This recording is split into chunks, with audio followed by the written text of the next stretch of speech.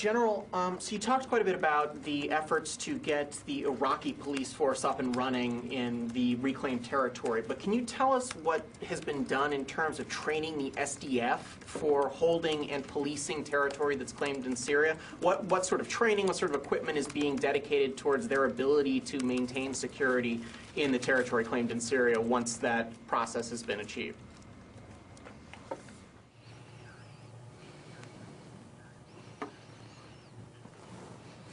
So the SDF is in essence the clearance force, and if you will, the hold force. It's not the police force at all, but we have anticipated the requirement, and so have the SDF.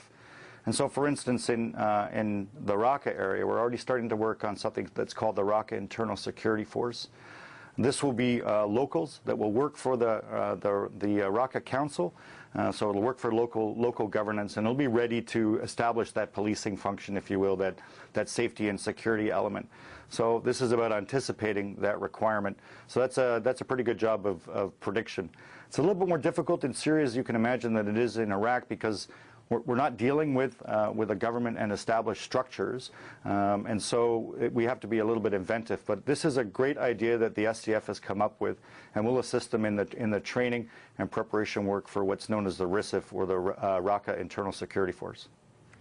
Just to follow up, do you have any sense as to how many people are going to need to be trained for that internal Raqqa security force? You said there are 8,500 SDF that have been trained by the coalition. Is it a similar number for the number that will be needed to police the territory for the internal security force, or are we talking a smaller group?